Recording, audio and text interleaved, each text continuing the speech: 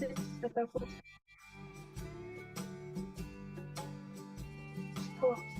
don't know where to go again. It's stuck. That's last week.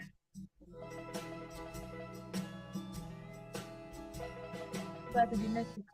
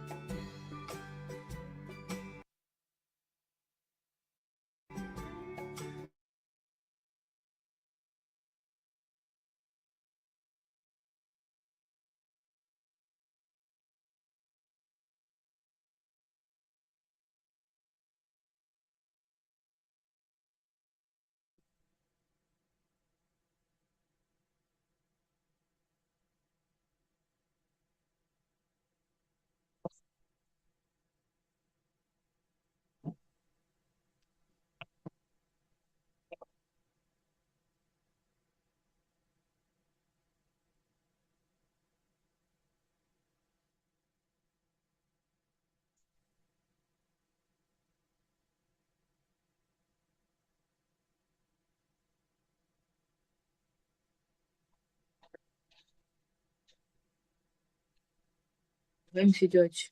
MC George. Their classes.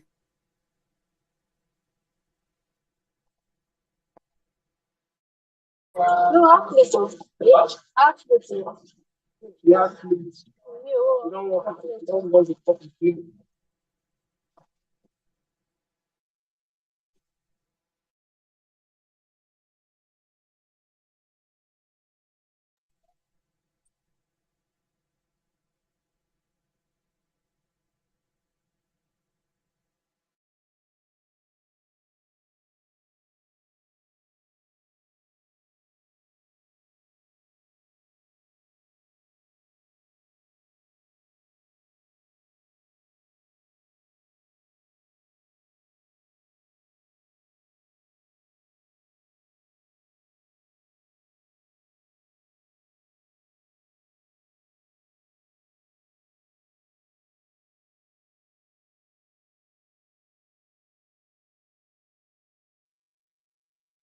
Hello everyone, good evening. Welcome back to another session of leadership, where today you're going to be having decision making and problem solving in leadership. And our instructor for today is Mr. Emmanuel Okunola, and he's going to be taking the class, taking you through this topic. So Mr. Emmanuel, the floor is yours. Kindly unmute.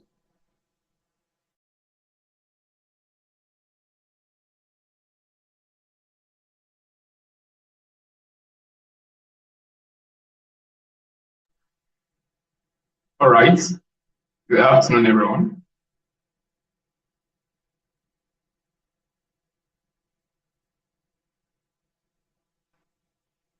Thank you, moderator. Can I proceed? Yes, please. All right, thank you. Good afternoon, everyone. Welcome to Module 4 of our leadership training. And this afternoon, we are going to be discussing on decision-making and problem solving in leadership. And I want to believe you can see my slide. decision making and problem solving in leadership.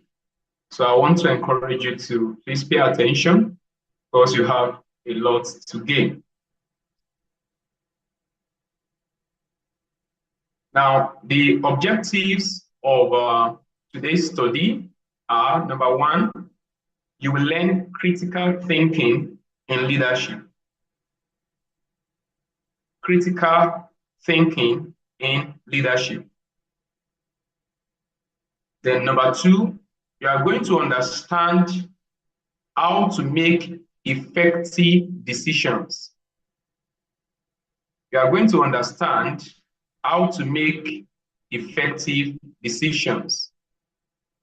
Now, by way of introduction, great leaders don't just react to problems.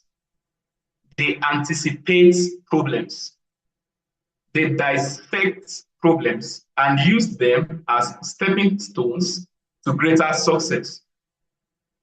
Problem solving and decision making are the twin engines of effective leadership. The difference between a good leader and a great leader often comes down to their ability to assess challenges, their ability to think critically, and make wise choices under pressure. John Maxwell said, and I'm going to quote, that a leader is one who knows the way. He has the knowledge of the way. He goes the way and shows the way. He goes the way and then he shows the way. And what does that mean? It means that leadership is not just about making decisions, but making right decisions. Anybody can make decisions, but it takes a leader to make the right decision. It takes a leader to know the right way to go.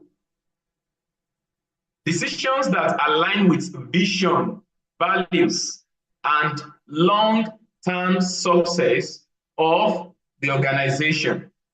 So,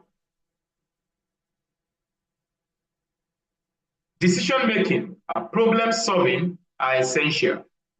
Essential as skills needed in leadership.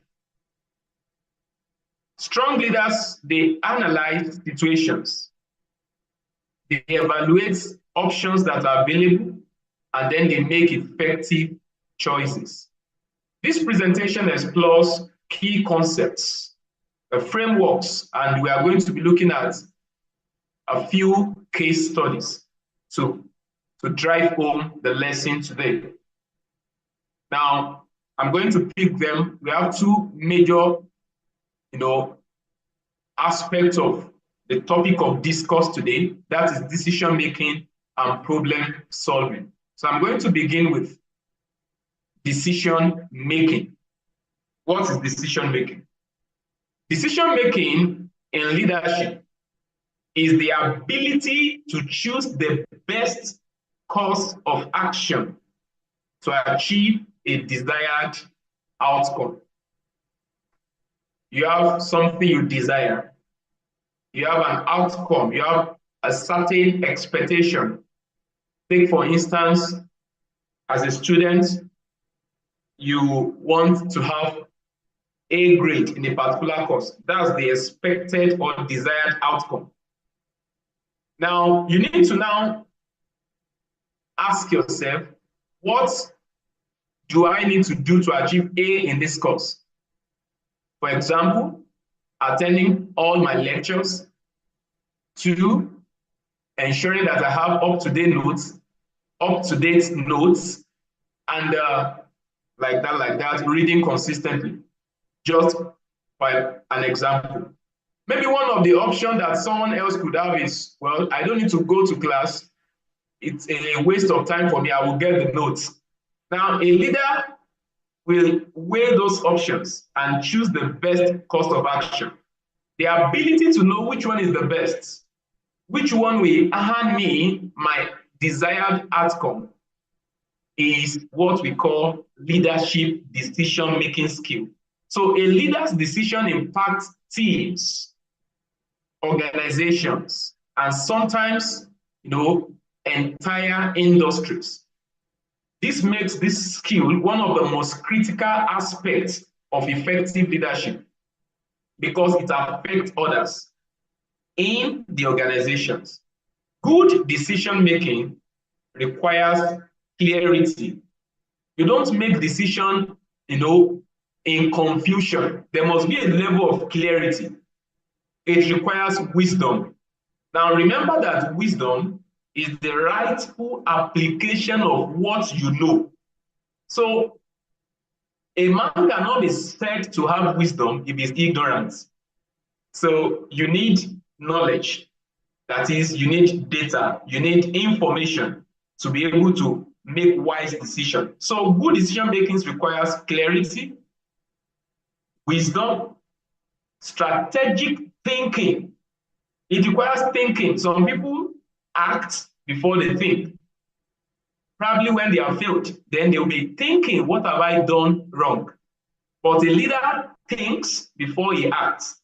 He knows what will be the outcome of what he's doing, at least to a reasonable extent. And it also requires the ability to act under pressure. Some persons don't know how to act under pressure. They give up easily. They give up easily. They give up easily.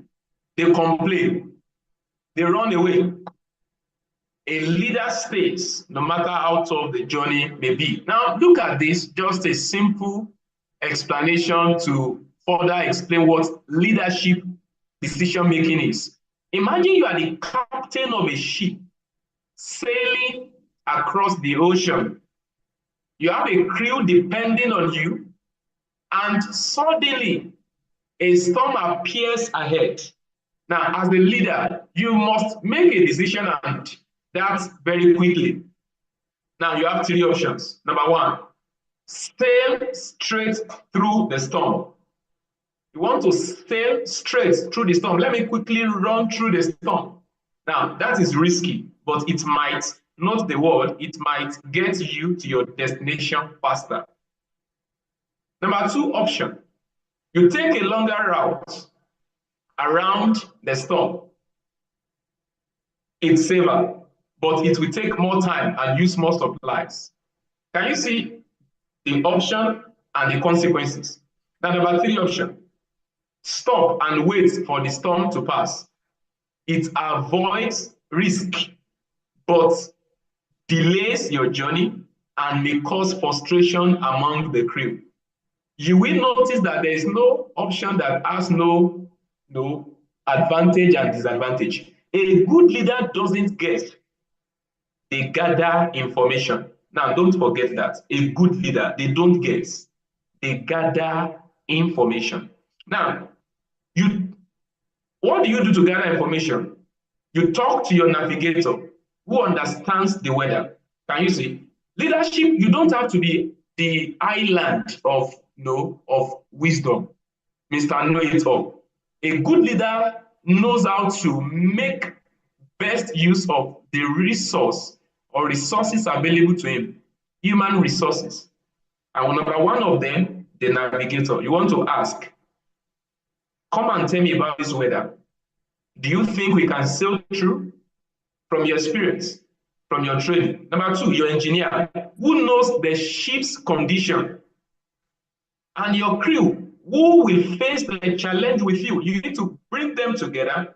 Now, based on their inputs, not the word inputs, you weigh the risk and the benefits.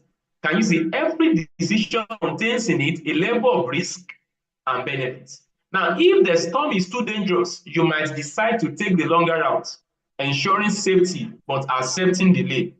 It's better to be delayed than to die, right?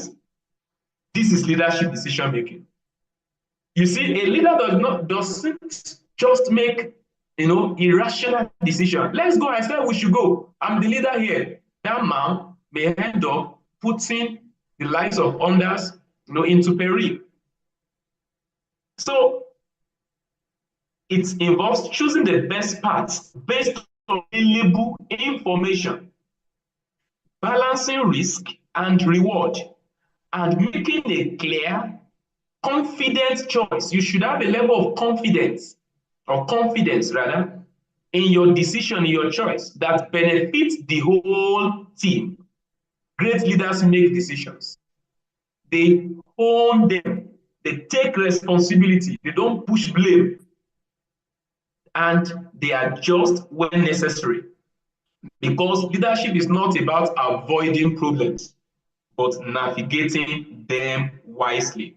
So I believe you start to have uh, an idea of what we are saying when we talk about decision making. It's not just about I decide what happens there. It's not dictatorship. I'm talking about somebody who has the ability of gathering relevant information, taking input from others, and then making decisions. So it actually takes a process to make decisions. And there are about 7 of them that are outlined for you here. There are about 7 steps in decision-making process. People who make irrational decisions, they don't go through these steps. And I tell you that as we are training you to become effective leaders, to become industry captains, if you pay attention to these instructions, to this process, you will be on your way of making effective decisions. And these steps, these instructions, these guidelines are applicable anywhere in your business and even in your career. Number 1 step is identify the problem. You must know what the problem is. That is it. When you don't know the problem, you can't solve anything. You must know what the problem is. What is it that we have on our table to deal with? Like the case I gave as an example, a storm came up against the crew while they were sailing. That's an imaginative case study now. You need to identify the problem. Number 2, gather relevant information. Underline the word relevant. We are in the information age, but there are many information out there that are not relevant. People pushing out content just because they want to be known, they want money, but they are not well researched. Gather relevant information from credible sources, from trustworthy sources. Gather relevant information. Number 3, generate possible solutions. Your information should be able to give you insight to what could be the solution. How do we solve this problem? Gathering relevant information could be from people, not necessarily online information alone. There are people around you. I told you leaders know how to make best use of human resources. So you generate possible solutions. You draw a chart. If you draw a chart or a table, on the heading of the table, state out what the problem is. Let the heading of the table be, this is the problem. Then number 2, you are gathering relevant information. But what kind of information are you expecting from people? You will tell them, what do you think we can do about this problem? Now, Mr. A says this, put it down. Mr. B says this. When you have gathered enough information, generate possible solution. So you see that 2 and 3 are going together, because what the information is giving you is not more problems, but more possible solutions. Number 4, evaluate alternatives. You now begin to weigh those counsels that people have given you, begin to weigh them. Number 5, make the decision. Now, it's not enough to gather information. You need to now decide. And that is a leader. Leadership is, like almost 80% information and 20% intuition. No, you follow your spirits. From your experience, a leader is not a novice. Definitely someone who is a captain of the ship, that's not his first time of doing it.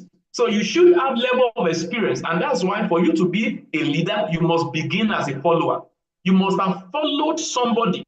You can't just go and push out a company because you have the money. You will lose your money. Experience is something that is not found on the surface level. You have to pay the price. So make decision, and that's where many people fail.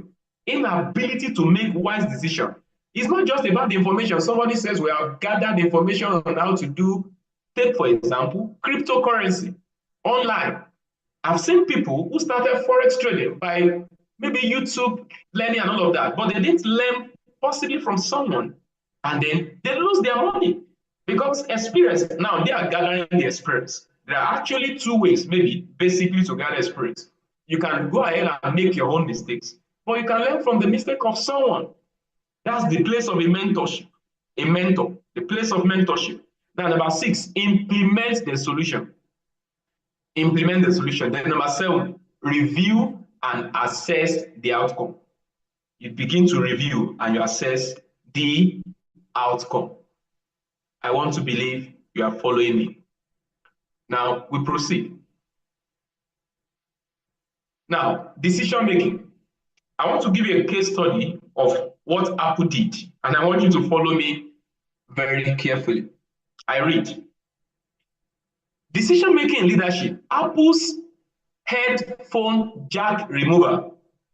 There was a time in 2016 that Apple made a decision to remove the headphone jack ports from their device. Now, Apple's decision to remove the headphone jack from the iPhone in 2016 is a classic example of bold leadership decision making. At the time, many customers and industry experts, they criticized the move, calling it unnecessary and inconvenient, decision. Inconvenient decision. However, Apple prioritized innovation over short-term comfort. Note the word innovation. That's one of the attributes of leaders again. They innovate. Leaders don't believe in the status quo, doing things as it has always been.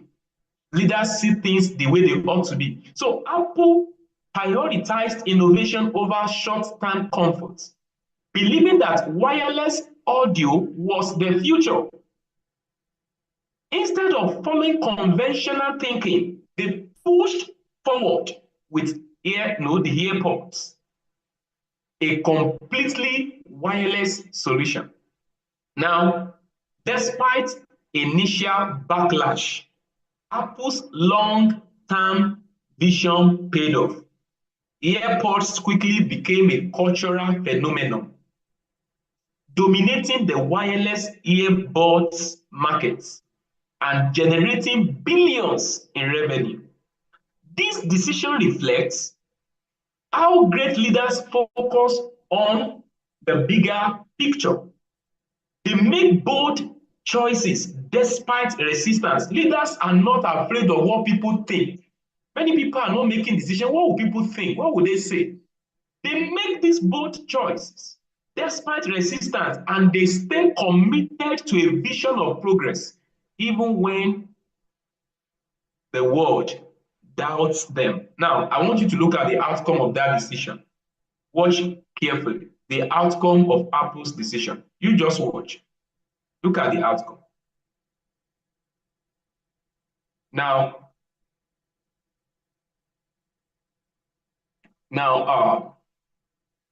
sorry.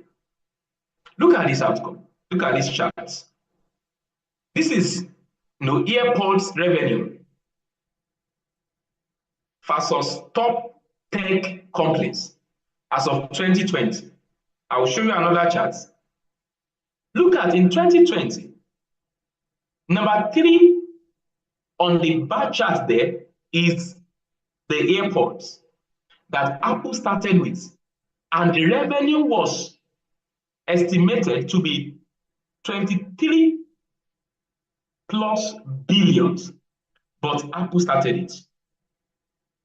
Now, look at Apple's record from 2017, the sales of AirPods, to 2024.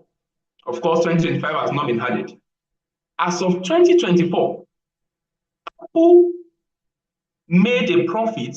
No, they were able to sell what AirPods worth of 66 million. Note it, AirPods have become a significant business for Apple with 66 million sales in 2024. But that wouldn't have happened if they did not take the bold step in 2016. How many years backward? 2016 to 2020 is 4 years. 2017, 2024, that's 8 years. But in 2017, they made 15 million. That's a year after they made a decision. You see, it takes a leader to do that. Let's move on. But I believe you are learning. Now, I want to continue to problem solving. Problem solving. Problem solving. You must have understood what decision making is. I've told you, before I move to problem solving, let me just quickly take you back a step so that you don't forget this important process in decision making. This process in decision making. Identify the problem. Gather relevant information. Generate possible solutions.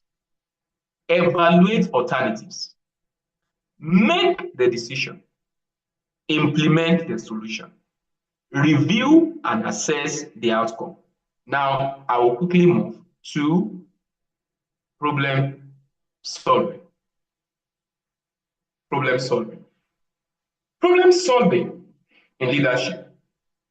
It is the ability to identify challenges,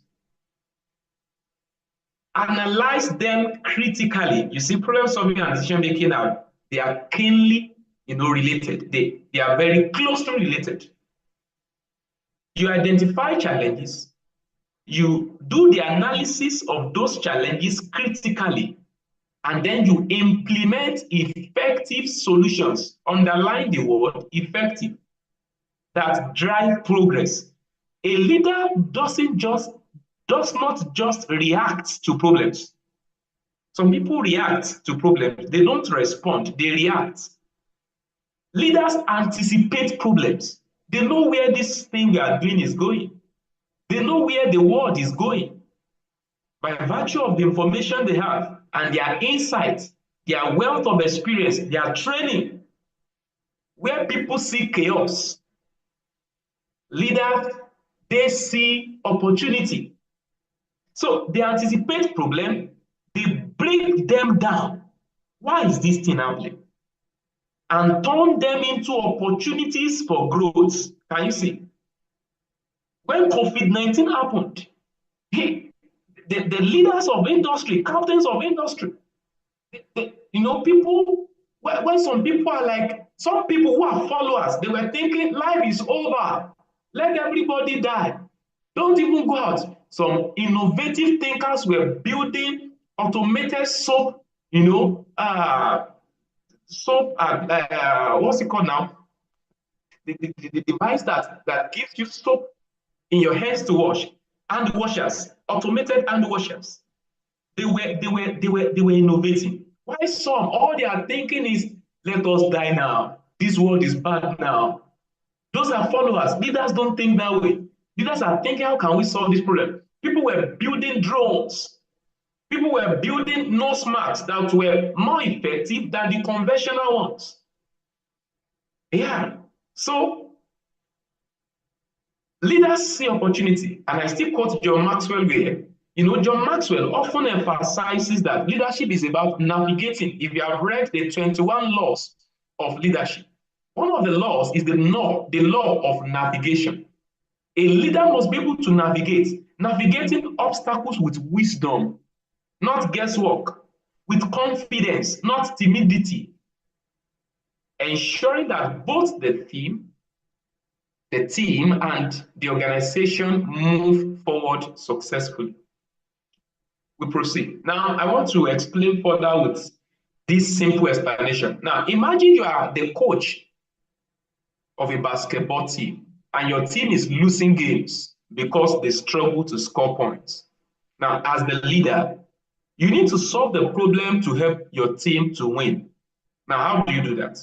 Look at how a good leader will approach that problem. Number one, you want to identify the real issue. What's the issue? We are not scoring any points. Instead of blaming the players, what you do is the analysis of the game and you realize the team is missing too many shots. Now, do the analysis of the situation. Number two is analyze the situation. You talk to the players. Review, you are going to do the review of their past games and discover they need better shooting techniques. Can you see now? We discover the need for better shooting techniques because we're doing analysis of how they were playing their past games without blaming any player. Number three, generate solutions. Now, how do what are other techniques that we can adopt? You consider different options. You can even hire a shooting coach, change the practice of routine or adjust game strategies. Can you see how a leader thinks? A leader does not blame people. A leader does not talk to people to demoralize them. It is your fault. Look at the way you played. If you don't play well, I'll send you out of this. You don't get results that way. That's not a leader. A leader begins to think, what can we do to improve? Choose the best solution. You decide to implement extra shooting practice and bring in an expert to help. What do I need to do? You know, as a student, you may need someone to coach you on a particular course. Probably you are writing your project and you don't know how to go about it, and it's already taking time. A leader does not sit down and begin to cry and begin to curse the school and to hate the lecturer. A leader who is still a student, what will he or she do? She's going to sit down and then ask, why am I not making progress in this my research work? Do I understand the research? Can you see a leader? Leaders ask questions. Now, they don't stop at asking questions. They do the analysis.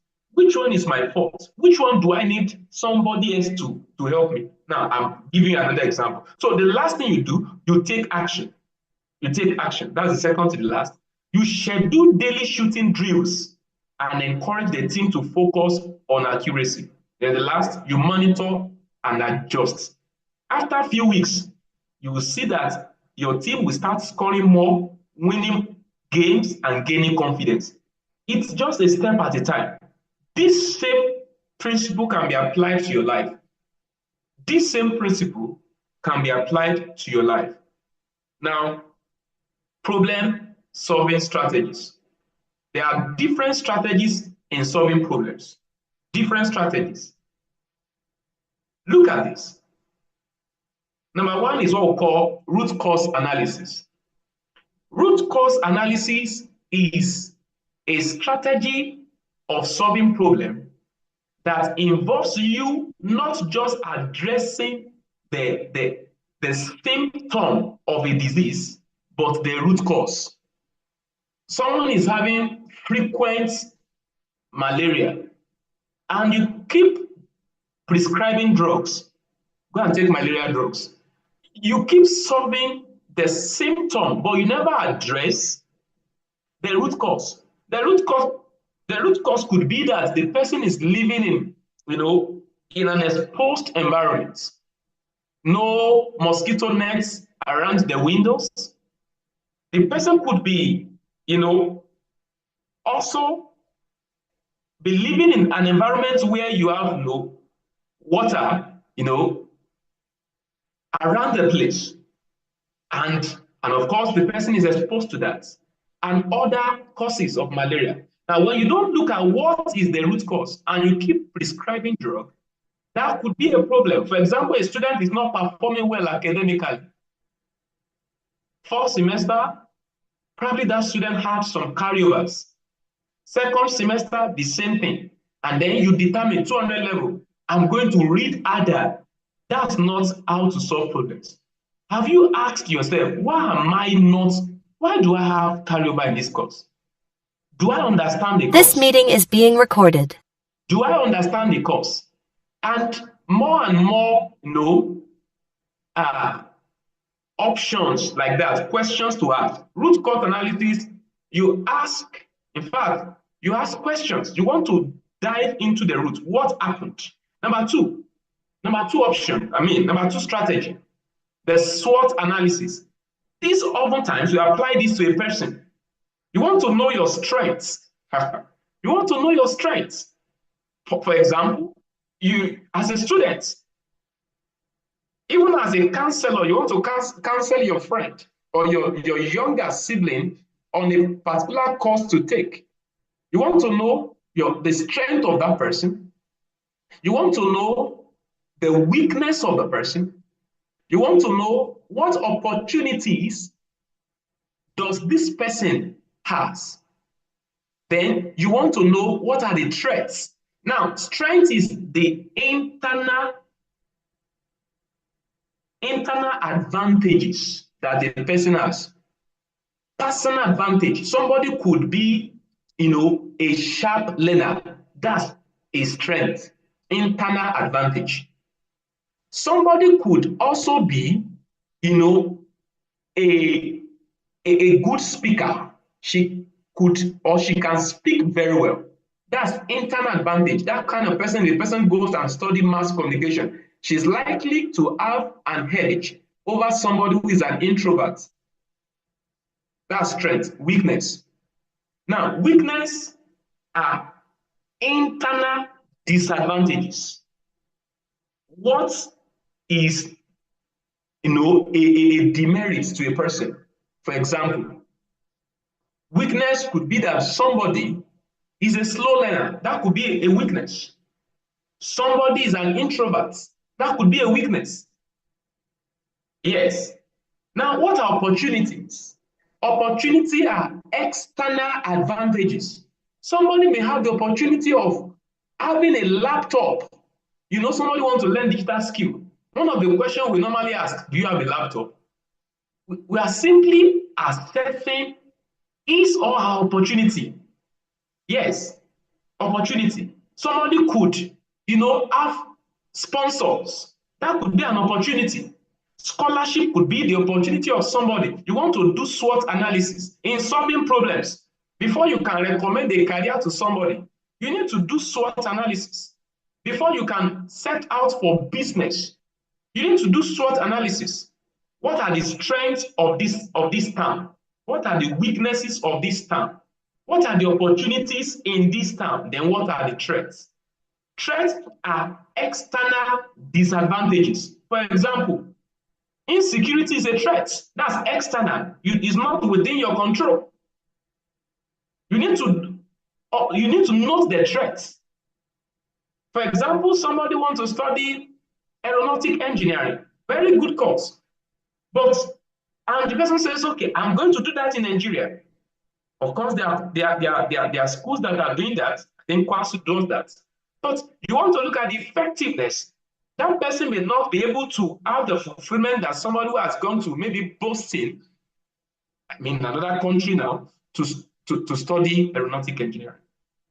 Now, number three, another strategy, brainstorming and creative thinking. This one now, you bring people together. Brainstorming. You can brainstorm within yourself, of course, but now you bring people together. You ask questions, your friends. It could even be your lecturer, your level advisor. You brainstorm. And then creative thinking. Now, creative thinking is not just about artistic work. It's not about drawing. I'm creative, I can draw. That's not what we're saying. It's part of it. When we talk about creative thinking, we're talking about novel thinking, innovative thinking. Thinking that sees possibilities, even in problems.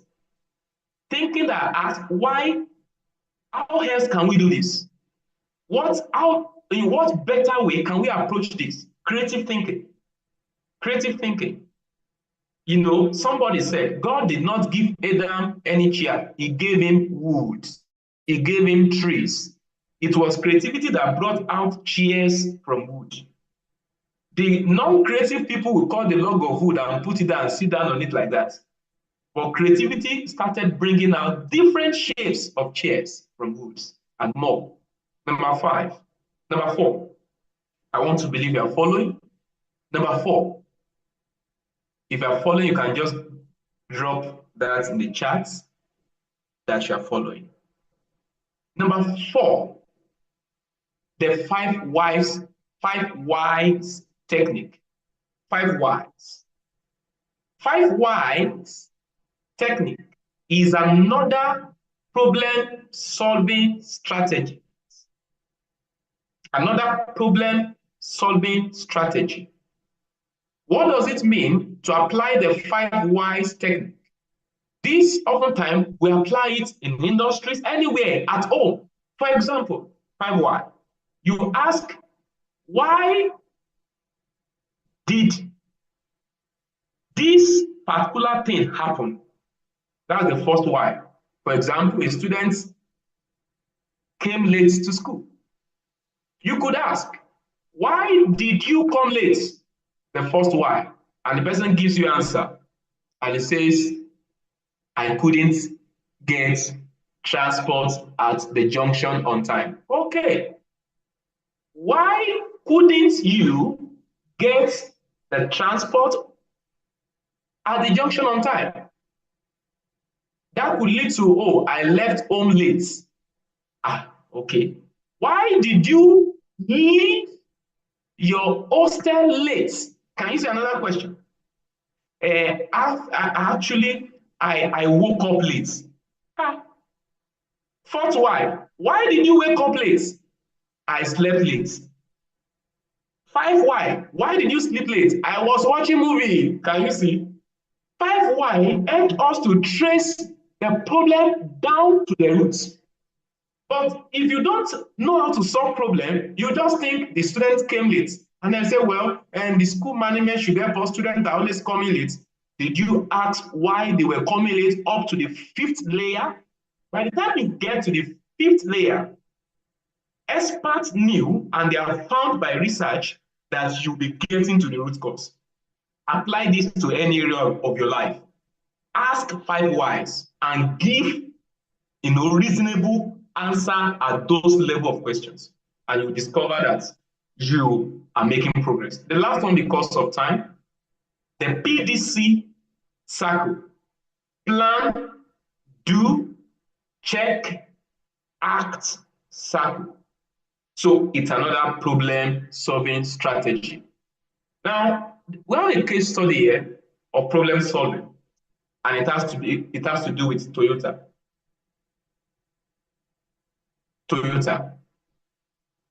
Toyota faced major crisis when reports of unintended acceleration in its vehicle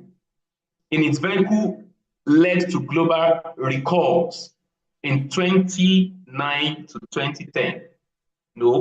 Once there is any major problem, the organization, because they would rather protect their image, they will prefer to recall their products rather than leave them to damage their reputation. So this problem threatened customer safety. It threatened the brand reputation and financial stability. Now, instead of denying responsibility, Toyota leadership took decisive action. They issued massive recalls. They strengthened safety inspections and implemented stricter quality control measures. Look at what they did. Though the company faced short-term financial losses, their commitment to transparency and customer trust helped them regain their reputation as a leader in automotive safety. This example shows that true leadership in problem solving requires honing the issue. You must accept the problem. You must take responsibility for the issue. Making tough decisions. For that student who was watching movies and got to lecture late, he or she has to make tough decision. I'm not going to watch movie beyond maybe 10 p.m. henceforth. If you are going to solve the problem, and then focusing on long-term success. As a student, you should understand that if you are able to focus on your academics, if you want to watch more movies later, I remember movies that they were watching when I was still like 4 years old or 5 years old. Many of them are still online. You see, leaders focus on long-time success, but some students, because of their short-sightedness, they have short-sightedness problem. I can't do without watching a movie, even if it is for 4 hours. Well, I don't have any problem with that, but I'm just trying to say that leaders focus on long-term success. And you see what Toyota have done. So the case study here, number one is the problem. Toyota stated the problem. The report of unintended acceleration led to a global recall crisis. That was the problem. Then number two, they took a decision. Toyota issued recalls. That's a decision. Go and return all the vehicles that were sold out, that were in circulation. Bring them back. Then they improved safety checks and rebuilt customer trust. What was the outcome? There was no short-term losses, but it was followed by the regaining of Toyota's reputation. Now, as we are drawing gradually to a close, there is group decision-making and we have individual decision-making. You must have heard that in almost every organization, there are those who are stakeholders, board of trustees, those who are key players in decision-making. Group decision-making gives more perspective, but slower process before everybody comes to agree. They can keep holding that meeting. It will give more perspective. That's the benefit of group decision-making. This particular expert speaks, possibly the financial officer of the organization speaks from the finance aspect, the factory manager speaks from the engineering aspect, probably the quality manager speaks from the quality aspect. When there is group decision making, I'm talking in terms of an industry now. When there is a group decision making, you have more perspectives. You see, brother, the marketing manager comes and begins to give you his own information. But if you are the only person making decision, of course, you will make faster. You will make a faster decision, but may lack diverse insights. You will not be able to capture. That's why they will say two good heads are better than one. So, but effective leaders balance both approaches. The manager, the managing director of every organization will still have to make decisions after all has been said and done. After the leaders in their respective rights have given their counsel, the buck cannot pass the table of the manager. A leader takes responsibility. And if there's no one to take responsibility, there can't be progress. Now, there are some biases that must be overcome in decision making. There is what we call the confirmation bias, seeking only information that supports an existing belief. Hey, have they done it before? Hey, you said we should be doing online trading. Will it work? Who has done it before? Things like that. No, there is the confirmation bias. Number two, there is overconfidence bias. You must learn to overcome all of this. No overestimating knowledge or capacities. You must always be careful of that bias when one is overconfident. Then number three, anchoring bias, relying too heavily on the first piece of information received. Yes, you have to be wary of these biases. Now, there are some tools for effective problem solving. There is what called a decision matrix, and there is also the Pareto analysis, the 80-20 rule. 80% of the results you get will be as a result of 20% of your effort that is, of the activities you do rather. 80% of the results you get will be that you focus your attention on 20% of certain activity. You can't do everything. Another way to apply that rule would mean that 20% contribute 20% of people contribute 80% of results, so to speak, in an organization. That's the Pareto analysis. Then there's what called the fishbone analysis. Fishbone analysis is, when we look at the structure of the fish from the tail to the head, under fishbone analysis, all the bones are the bones are described as, you want to know the problem under man, under method, under material. You want to know what's the problem with the man, what's the problem with the material, what's the problem with the method, and other things like that. So it's more like a diagram like solving of the problem. It's still like asking 5 why. It's almost like asking why, what happened here, and you are listing what happened to the man, what happened to the material, what happened to the method, what happened to the machine, and all of that. So then there is cost benefit analysis. The cost of this thing, what will be the benefit, and then you do the analysis. Those are tools for effective problem solving. And as a leader, you should have 1, 2, or 3 of these tools readily available with you at all times, and you apply them. Key takeaways. We are drawing close to the end of the session this afternoon. From today's session on problem solving and decision making, you must have learned that effective decision making requires a structured approach. You can't be haphazard about it.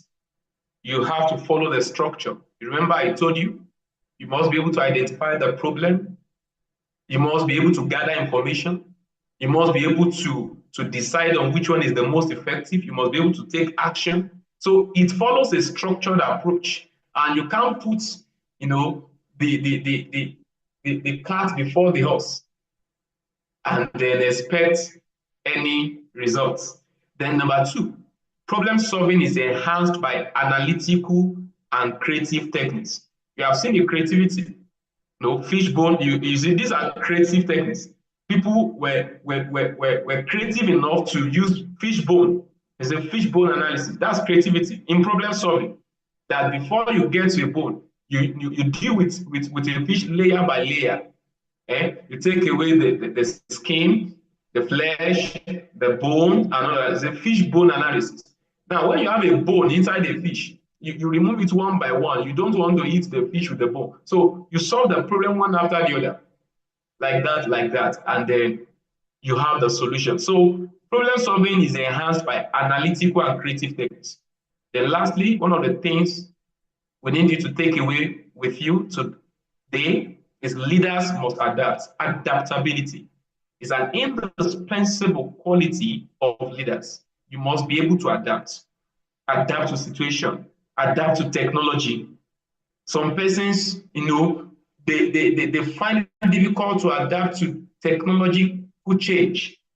They see things that, do you know, today in some organizations, pardon me, without any sense of bias, let's say in churches, if some people see young person pressing phones, they just assume you are wasting time. That's when the whole thing first started. Of course, we know some young fellows, they would do things that they weren't supposed to do. But people just conclude you are wasting time pressing for. How can you come to the house of God with phone? Because they believe you should carry the hard copy, of the uh, the Holy Bible, which is very good.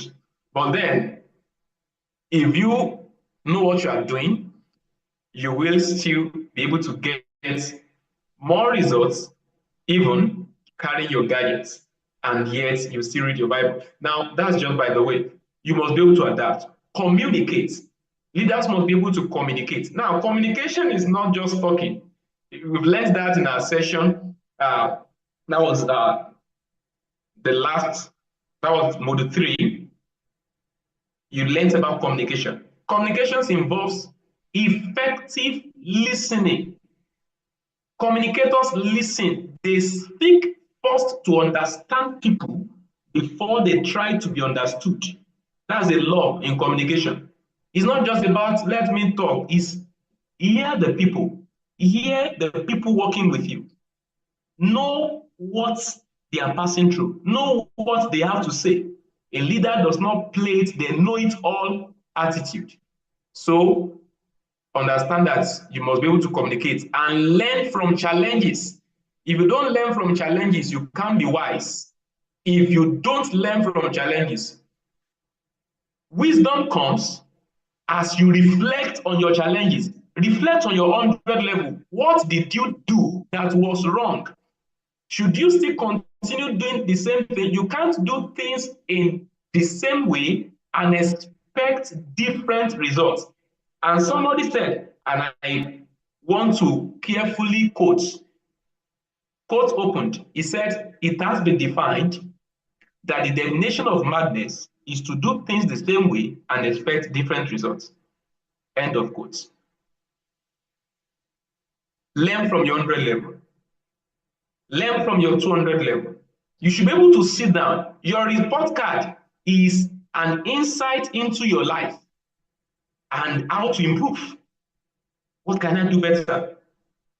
And I tell you, if you apply these leadership principles to your life, you get better, and you also be able to use that in your business. Conclusion. Leadership is about making the right decisions at the right time. Some people make decisions late. I don't think it's so meaningful to start reading after exam, and you are reading in such a way that you didn't read before the exam. If you are making the decision to now be studious after exam is passed, it may not really matter what you are reading. You are only reading for fun. But if you want to be a good student, it would mean that you are reading before the exam. You make right decision. That's a leader. Let that leadership spirit in you be at work, doing your project at the right time, getting mentors who will help you if you are struggling with it. And with us on at McGeorge here, that opportunity is there for you. In fact, we have a material we are going to, you could get access to as a token when the time comes, if you request, on how you can haste your undergraduate research projects. It's a blueprint for your undergraduate work. And it's not just the material we're giving to you, but you also have opportunity to be mentored, and a whole lot. So leaders make the right decision at the right time. Look at the skills you are learning. Some persons will not pay the price now to learn the graphic design and to be good at it and to connect with the tutor. Some persons will not pay the price now of learning the website development and just be hard on themselves. Leaders make tough decisions, don't forget. It is after everything has died down, possibly After they are now possibly struggling to maybe get a job, you now say, do you still have the number of the person who took us graphics? Sorry, what are the links? Some person will not do assignment at the right time. It's after we've closed the assignment collection, they will be sending an assignment. That's not leadership spirit. Please take the right decisions at the right time.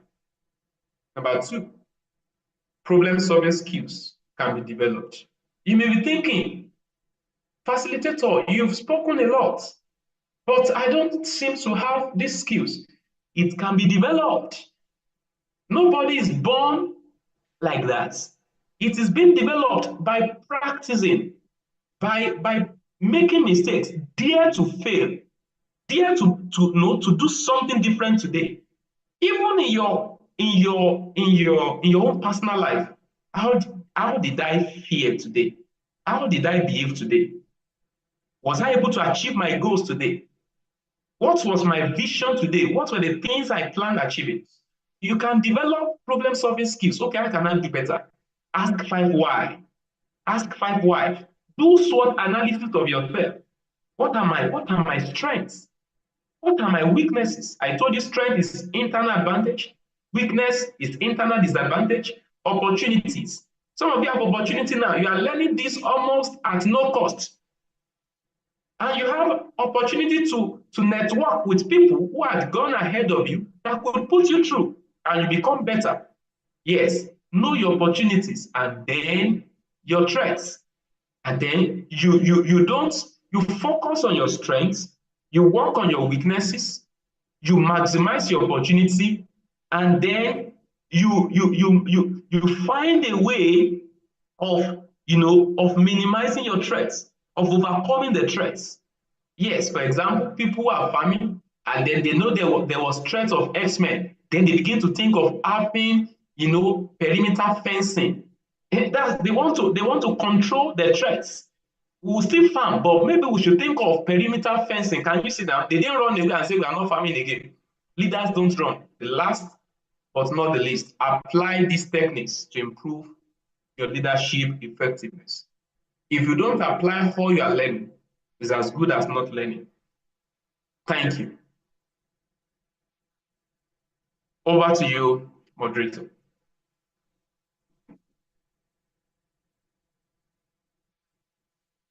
Moderator, can you hear me?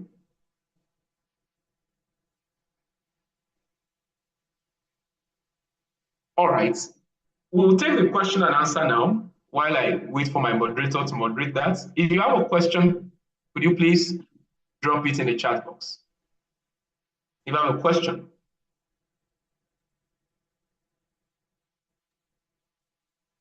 Okay, everyone. So that was our class. If you're having any questions, we are currently watching the chats on YouTube and on here. So kindly send in your questions right about now for the ones that you just add so that would also understand that you understood what has been said so far. So keep the question.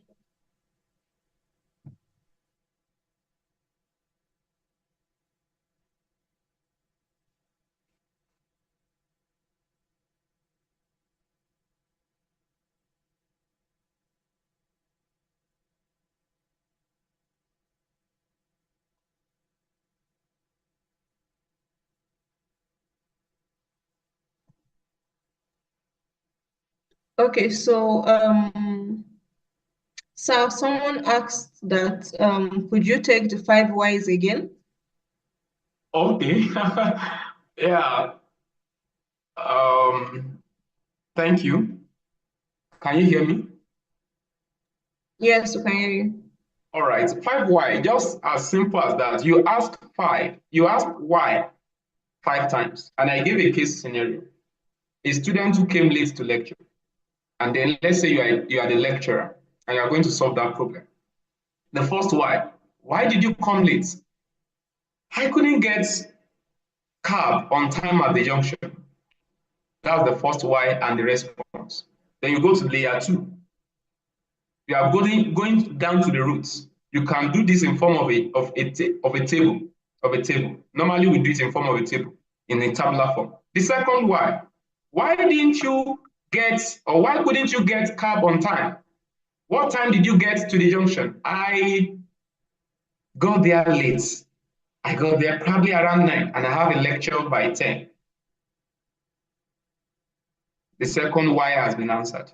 Why did you arrive late? Why did you arrive late at the junction? I woke up late.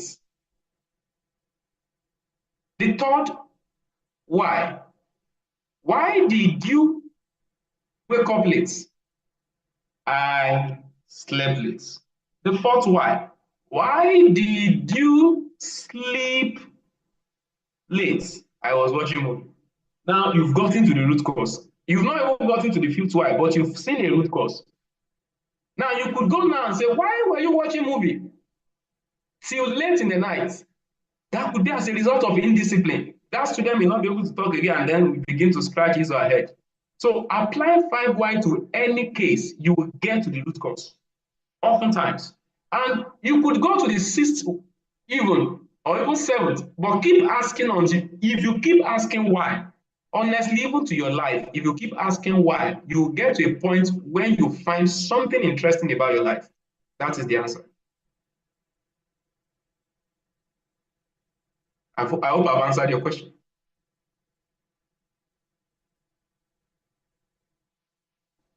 Moderator? Okay, thank you very much, sir. That answers the question. So someone is asking if we would have the materials we'll be using so far. Yes, you will. It will be uploaded on the MacTechie platform. Then the next question is, there's a saying that it's better for a leader to make a wrong decision than to make none at all. How true is that, sir? All right.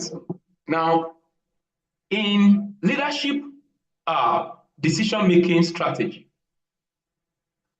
you must understand when you say you don't just quote people and apply it to every situation.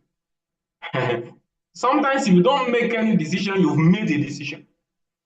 That's one thing you must understand. Your silence could be that you are saying, yes, I accept. So it's not a generalized statement. If I'm to answer that question directly, that you had it. And that could be very applicable in a particular place. They say silence may be the best answer for some set of persons. But it is not a generalized statement. There's time that your silence could be very, very dangerous. Imagine maybe the president of a nation and is to come out and talk to the people and say, this is what we'll do, and then he kept silent.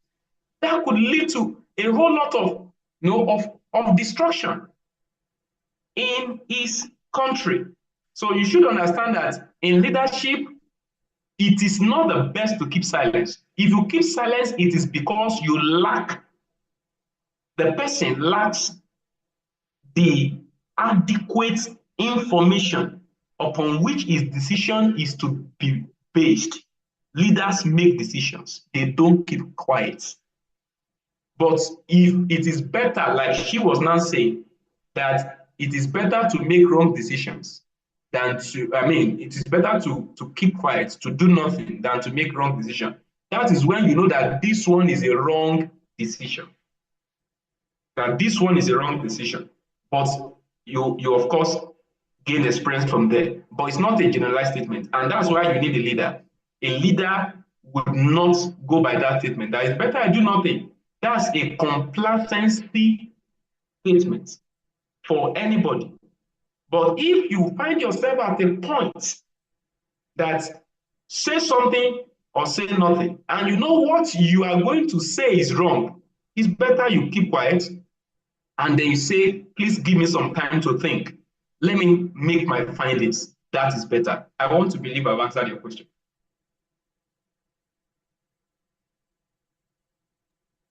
Okay, so you can just drop a message. Let me see who asked the question. Okay, she says yes. Does anyone have any other question? Would wait for about 5 minutes or so to get your questions. So And the link to the attendance has been dropped, so kindly fill in the attendance also. Kindly send in your questions from YouTube, Zoom.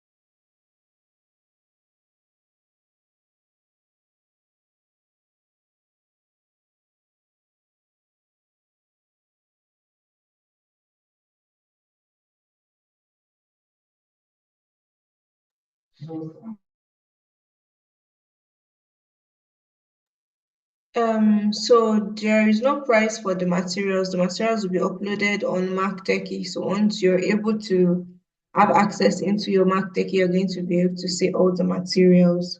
So there is no price whatsoever to be paid for the materials.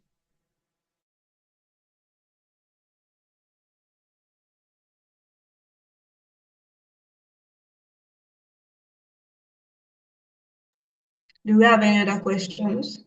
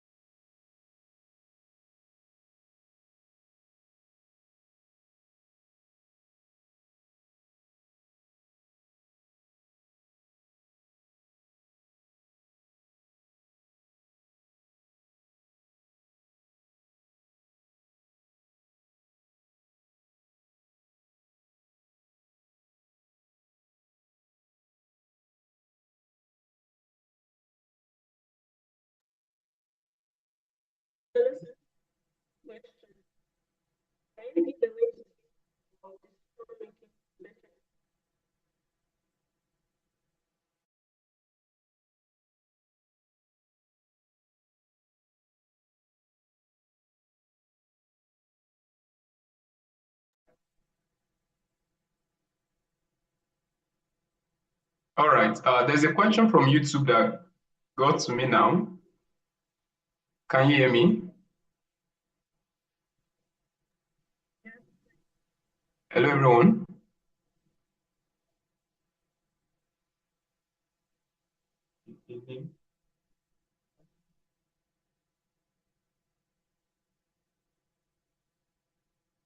All right. Hello, everyone.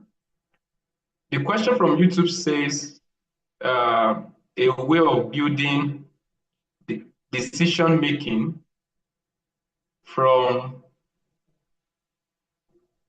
from decision making to better implementation. I think I want to believe you can hear me. Moderator, can you hear me?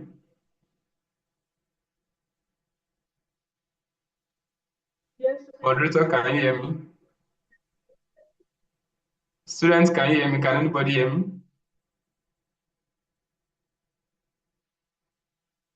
All right. So someone asked about, okay, all right, people can hear me. Thank you.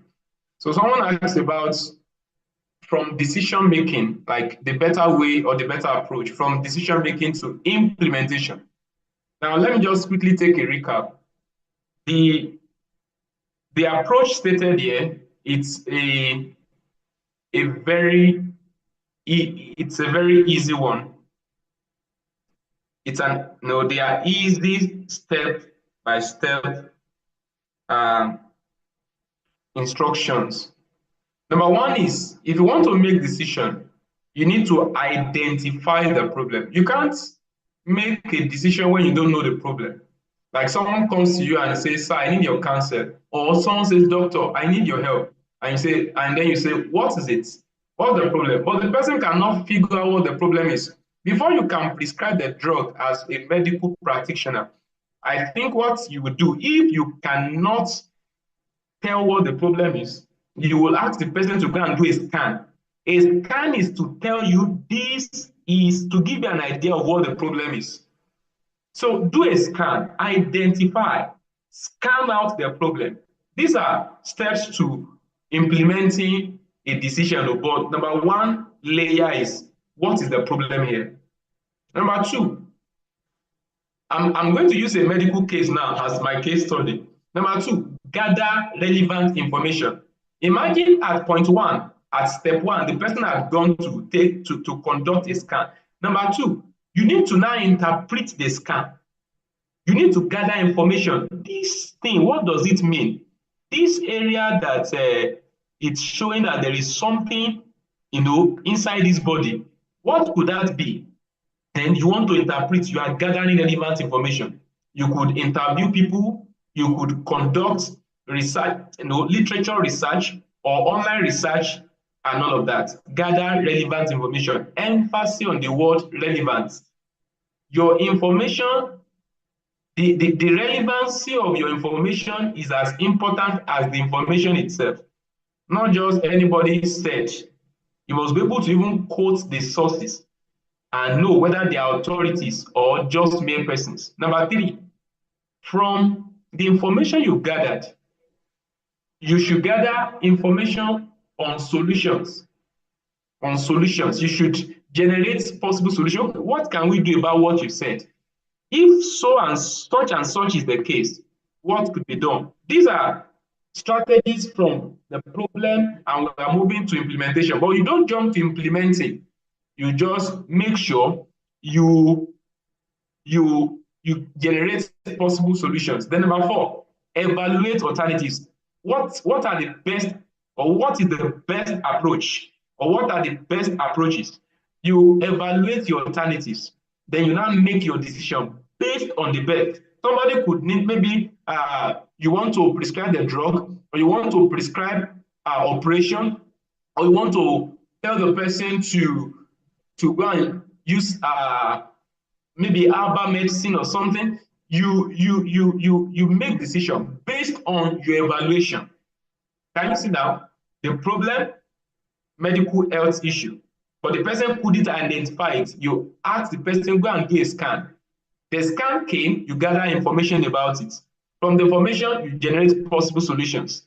Then you evaluate all the possible solutions. Could it be that this person needs an operation, medicine, injection, and maybe natural means of healing, maybe just herbs?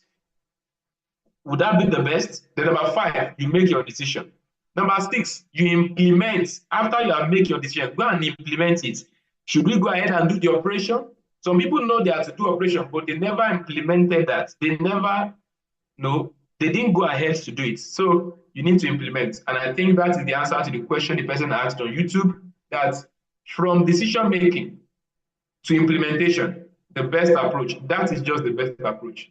Identify the problem, gather relevant information, generate possible solutions, evaluate alternatives, make decisions, and implement a solution. Yes, thank you. Moderator, over to you.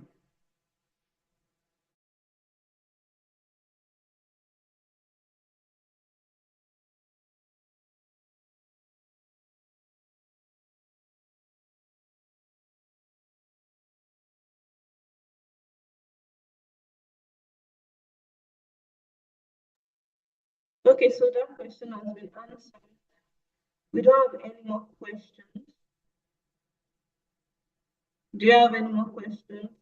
Here's a question for the assignments. Which of the assignments?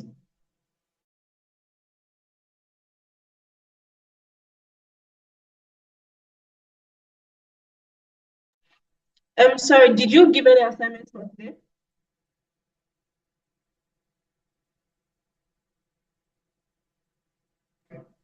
All right. On assignments, please take notes. The assignment to this study is going to be on the Mark Techie. It's going to be uploaded.